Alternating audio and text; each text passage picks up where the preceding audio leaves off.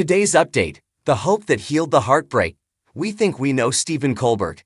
We see the man who, for decades, has been a nightly presence in our living rooms, first as the brilliantly dense conservative pundit on the Colbert Report, and now as the sharp, empathetic, and relentlessly funny host of The Late Show. He's the man who can spar with presidents, dissect the absurdity of the news, and still find time to geek out over The Lord of the Rings. He is, in short, a master of his craft. He projects an energy that is both comforting and electric. But behind that desk, behind the familiar smile and the perfectly timed jokes, lives a story that is almost impossible to comprehend. It's a story that has defined his entire existence, a heartbreaking loss, so profound that it could have easily shattered anyone. And it's a story that, even decades later, finds its most beautiful and unexpected chapter of healing in the form of a scruffy, four-legged rescue who needed a second chance just as much as his new owner needed him. The loss that defined a life. To understand the hope, you first have to understand the heartbreak.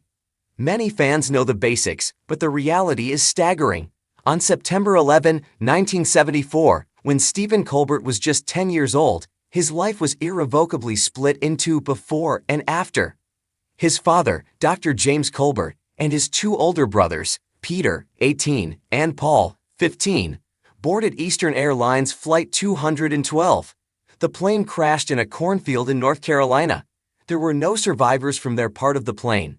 In a single horrific moment, the youngest of 11 children lost his father and the two brothers closest to him in age.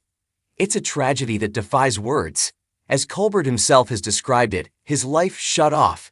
He became a different person. The grief was, and is, a constant companion. In interviews, he has spoken with breathtaking honesty about this time, about the loneliness, the struggle to find meaning, and the long, agonizing journey of learning to love the thing that he wished had never happened. He found his way, as we all know, through comedy. He learned to find humor in the darkness, a skill that would eventually make him one of the most significant voices of his generation.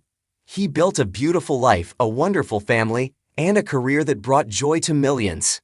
But that kind of loss doesn't just go away. It becomes a part of you, a room in your house that you learn to live with. And then, one day, someone, or something, comes along and opens a window in that room. The new hope, a rescue named Benny. Years later, long after he had become a household name, Stephen Colbert's family was ready for a new dog. And this time, they chose to rescue. Enter Benny. When Colbert first introduced Benny on The Late Show back in 2019, the audience instantly fell in love. But for Colbert, this wasn't just a bit. This was a new beginning. Benny wasn't a perfect purebred from a high-end breeder. He was a rescue, a soulful-eyed, slightly goofy, impossibly charming Boykin Spaniel mix who had been waiting for a home. He was, like so many shelter dogs, a little ball of uncertainty and unconditional love, waiting for someone to give him a chance. And in Stephen Colbert, he found his person. What happened next was something truly special. Benny didn't just become the Colbert family dog, he became America's dog. When the pandemic forced Stephen to broadcast The Late Show from his home, Benny became his most beloved co-star. We watched him wander into frame. We saw him interrupt serious monologues by happily chewing on a prop. We saw him, in a now-famous clip, blissfully steal and devour the notes Stephen had written on slices of ham. In those moments, Stephen Colbert wasn't a late-night host. He was just a guy at home, trying to work, being lovingly terrorized by his dog. It was real, it was relatable, and it was pure, uncomplicated joy. Why a rescue dog is different. There is something profoundly healing about adopting a rescue animal, especially for someone who has navigated a lifetime of complex grief. The love of any dog is a gift, but a rescue dog's love is a miracle. This is an animal who, in many cases, has seen the worst of humanity. They've been abandoned, neglected, or simply forgotten. They wait in a shelter, hoping for a kind hand. And when you are the person who offers that hand, you forge a bond that is unbreakable. A rescue dog doesn't know about your fame. It doesn't care about your job, your past, or your deepest traumas. It simply sees you as the person who saved them. And in return, they save you right back every single day. For a man who has had to intellectually process an unimaginable tragedy, the simple, nonverbal, and absolute devotion of a dog like Benny is a kind of therapy that nothing else can provide. Benny's needs are simple: food, a walk, a good ear scratch, and the ham from his dad's monologue. His love is not complicated. It is not tinged with sadness or memory. It is a powerful, present-tense force. It's a furry head on a knee that says, "I'm here. You're my whole world."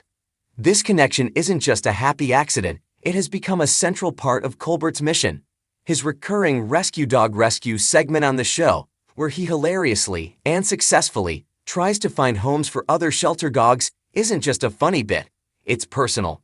He is paying that hope forward. He is taking the light that Benny brought into his life and shining it on other animals who are still waiting. The shocking update is this: the man who brings us so much laughter every night is, in turn, having his own heart tended to by a dog who just needed a home. It's a beautiful, perfect circle of rescue. We all carry our own heartbreaks, big and small.